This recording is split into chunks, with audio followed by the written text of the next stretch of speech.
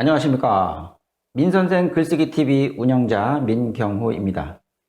예, 오늘은 소설책을 한 권 소개해드리면서 그 소설책을 쓰신 작가님과 인터뷰를 해보겠습니다. 예, 여러분께서 궁금해하실 사항들을 제가 대신 질문을 통해서 작가님과 대화를 하는 형식으로 진행을 하겠습니다. 자, 책은 지금 이렇게 나와 있습니다. 돌소 치즈 비빔밥과 토마토 카레 돈가스. 그 다음에 이제 부제목으로 현아와 아무란 이렇게 돼 있는데 지금 시중 서점에 나가 있고요. 대표님께서 유랜드 출판사 대표님이시고요. 지금 현재 작가님이십니다. 그리고 이 영상을 찍는 저는 유튜브 운영자고요. 그리고 세계로 미디어 출판사 대표입니다. 네, 작가님을 만나서 자세한 이야기를 한번 들어보겠습니다.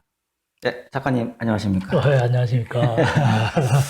네, 제가 간단하게 소개를 해드렸는데 이번에 이 책을 펴내시고 아주 기쁘셨을 거예요. 예. 우리 시청자님들께서 궁금해하실 여러 가지를 말씀드리고 싶은데 먼저 작가님 본인 소개를 해주시면 감사하겠습니다.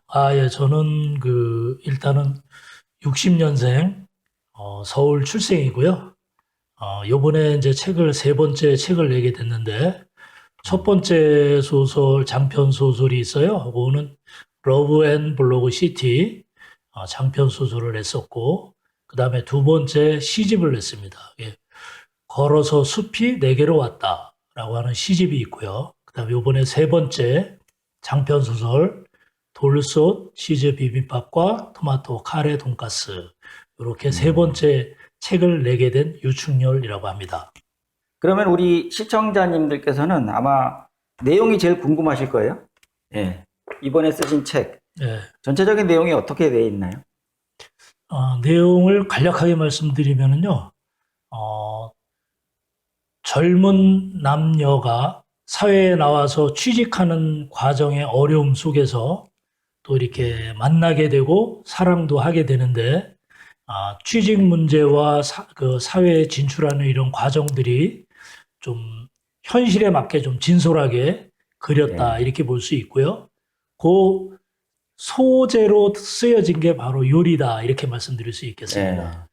중간에 사회 문제도 약간 들어가 있긴 한데 크게 강조는 안 하셨더라고요. 예. 이제 젊은이들이 워낙 요즘 이제 취직이라든가 여러 가지 이제 진로에 대해서 고민들을 많이 하는 시대다 보니까 같이 공감하는 차원에서 그런 문제도 좀 간략하게 넣었습니다. 비정규직 문제 이런 것도 조금 들어있긴 한데 아주 비중이 약하게 들어있는 걸로 알고 있습니다. 맞습니다. 그러면은 이 소설에서 아마 작가님께서 쓰실 때 의도하신 게 여러 가지가 있을 텐데 재미있는 장치 같은 게 있었을 것 같아요. 뭐가 있을까요?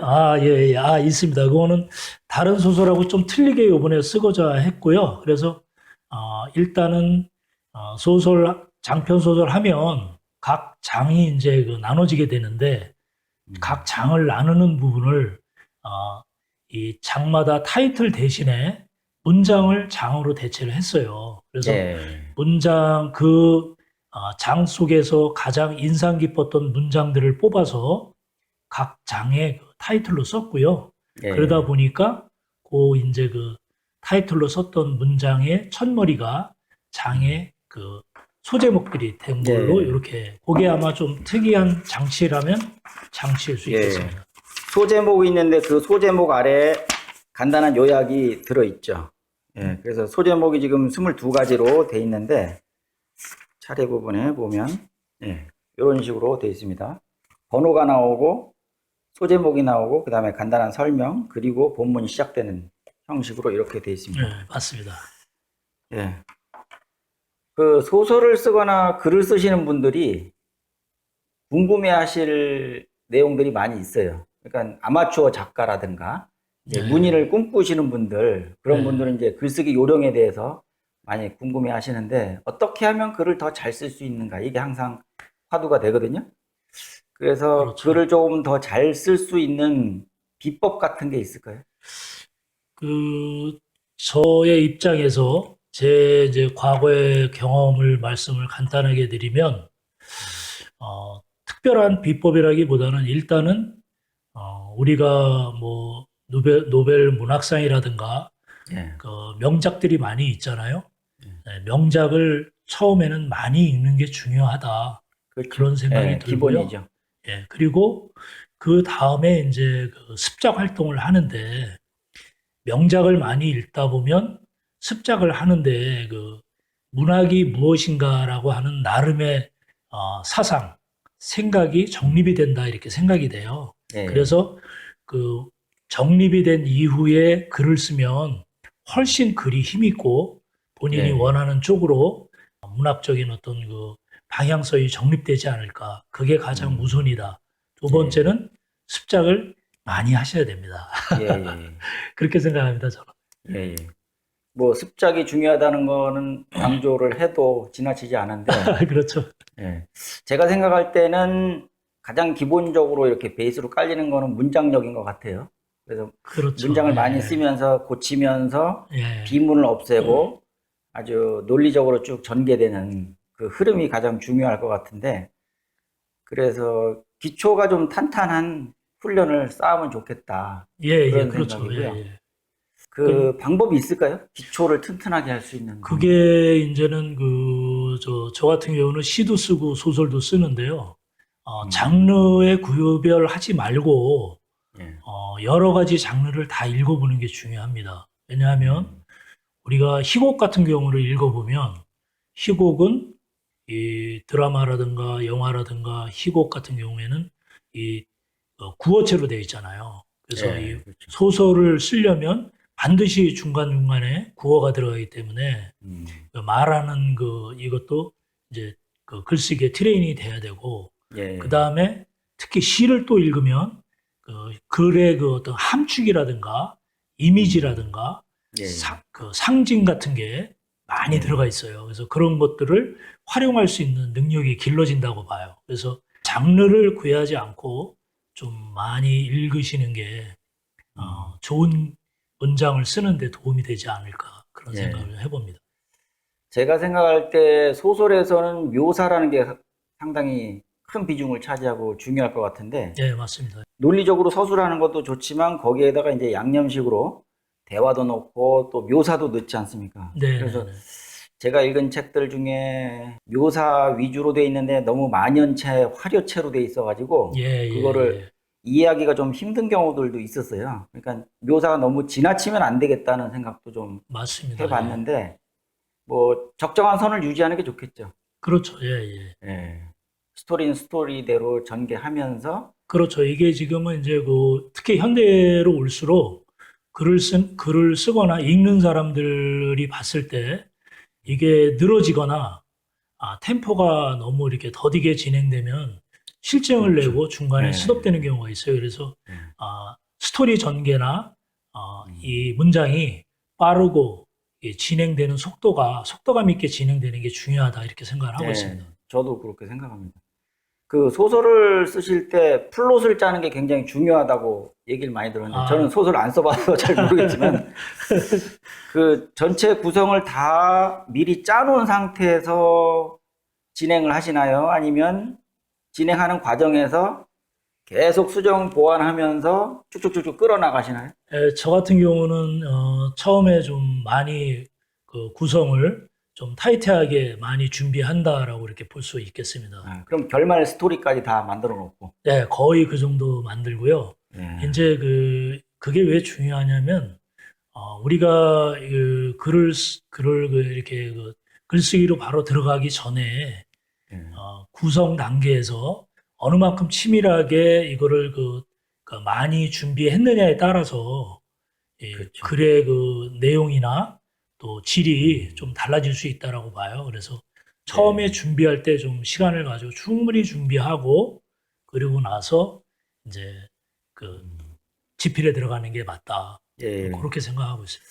그러면은 시작하기 전에 사전 밑작업 예. 구상하는 게 좀 철저하게 이루어져야 네네. 시행착오도 줄이고 그렇죠. 예, 예. 시간 자체를 절약할 수도 있겠죠. 시청자님들께서 책을 아직 안 읽으셨기 때문에 줄거리를 그냥 간략하게만 좀 설명해 주시면 좋을 것 같습니다. 이번 소설의 줄거리는요, 어, 현아라고 하는 젊은 여성과 또 아무란이라고 하는 그리스 그 청년이 요리를 궁금해하면서 요리를 배우게 되면서 둘이 만나게 되고 또 사랑을 하게 돼요.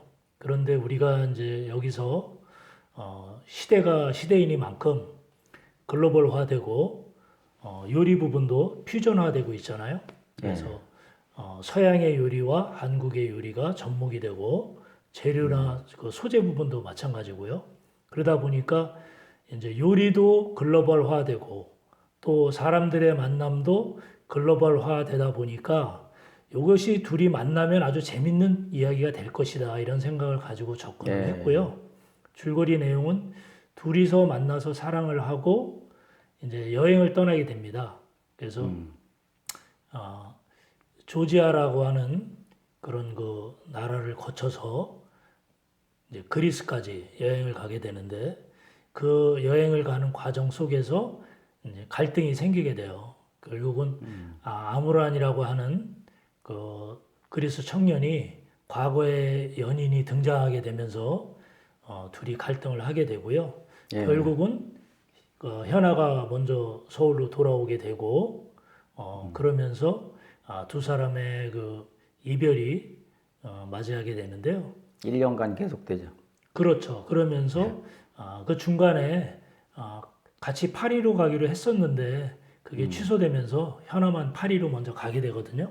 그래서 결국은 그 파리에서 생각지도 않은 어떤 그런 그 사건들이 일어나면서 현아가 서울로 돌아오게 되고 1년이라고 하는 긴 시간 동안 서로 헤어져 있게 됩니다. 그래서 예.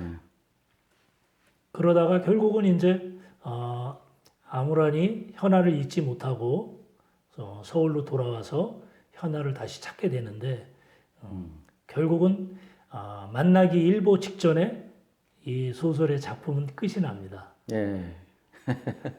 마지막에 반전이 있으니까 예. 여러분들이 궁금하시면 꼭 한번 읽어보시면 좋겠습니다. 예, 예, 예. 작가님이 소설 속에서 전하시고자 하는 메시지가 분명히 있을 거예요. 야, 이것만은 내가 말하고 싶었다. 예, 그게 뭘까요? 예. 그게 이제 이번 작품 같은 경우에는 이제 젊은 사람들하고 좀 공감하기 위한 글을 쓰고자 했던 게 있고요. 그래서 주인공들이 다 젊고요.